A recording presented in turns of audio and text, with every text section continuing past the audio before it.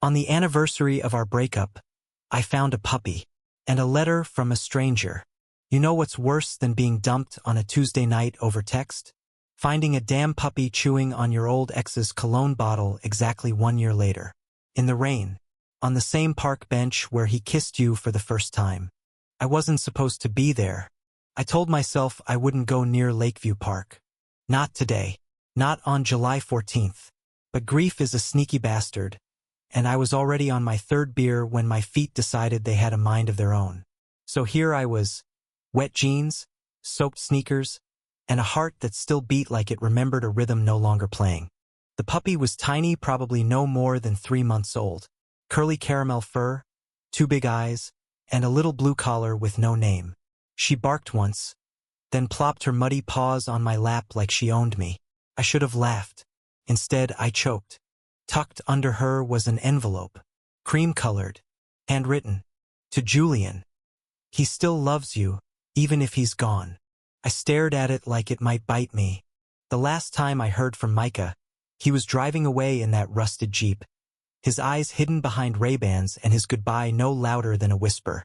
We had been together for 5 years, 5 beautifully complicated years. I was an omega and out to the world. He was a beta, private, cautious, and closeted. That difference carved silence between us like slow poison, until it ended us. He never came out. He never even said goodbye properly. Just a text. It's not fair to you. You deserve someone proud to hold your hand in daylight. I never replied. But this letter, this puppy, it wasn't a coincidence. I tore open the envelope with shaking fingers. Julian, if you're reading this, it means I finally grew a pair. Or maybe I ran out of time. This pup's name is Clementine. She belonged to a guy I met in Dallas. His name was Theo.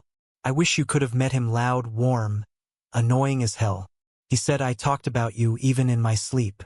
He told me to send you this puppy when I couldn't anymore. I know I don't deserve forgiveness. I left because I was scared of losing my job, my parents, myself. But not a day passed where I didn't miss you. I thought by walking away, I was doing the right thing. But the truth is, loving you was the only thing I ever did right. Happy unanniversary, Jules. M. I blinked through tears. It was messy, ugly crying. Not the cute kind like in movies. Clementine whimpered and licked my hand. Her tiny body pressed against mine. I wanted to scream. I wanted to run. But mostly I wanted to know what the hell this meant. Where was Micah? Why a letter? Why a dog? Why now? I dialed his old number, half hoping it'd be disconnected. It rang once, twice, and then this is Micah. Leave a message.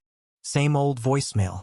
I didn't say anything, just breathed into the silence like it could hold me. That night I didn't sleep. I lay on the couch with Clementine curled against my chest and the letter crumpled in my fist. Every corner of my apartment whispered his name. The record player we danced by.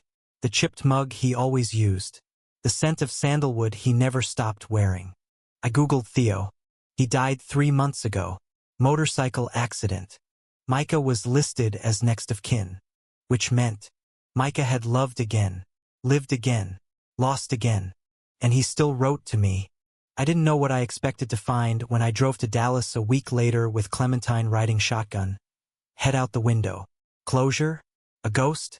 What I found was a florist named Luis who blinked when I said Micah's name. Then slowly nodded. You're Julian. My throat closed. He talked about you all the time. Said you were his almost forever. Luis reached behind the counter and pulled out a second letter. He left this with me in April.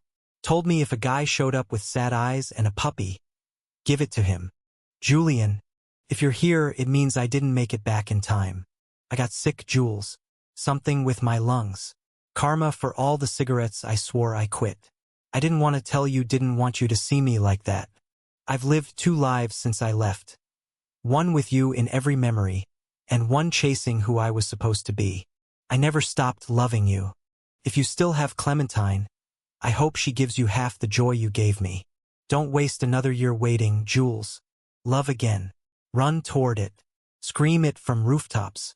And if you ever wonder if I would have come back. Yes, 1,000 times, yes. Yours always, M. I stood there in that flower shop, clutching the second letter, shaking. And for the first time since Micah left, I felt warm.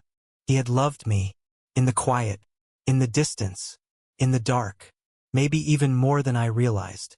And he didn't run because he stopped caring, he ran because the world had made him believe he couldn't care and still survive.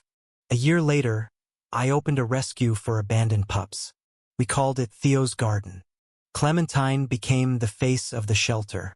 Her Instagram has more followers than I do. And me? I met someone. His name is Eli. He's an alpha, soft-spoken, kind, terrible at cooking. He brings me fresh daisies every Saturday and calls Clementine our chaotic daughter. I told him about Micah on our third date. He didn't flinch. He kissed my hand and said, "Sounds like he really loved you." I said, "He did. And I do love again."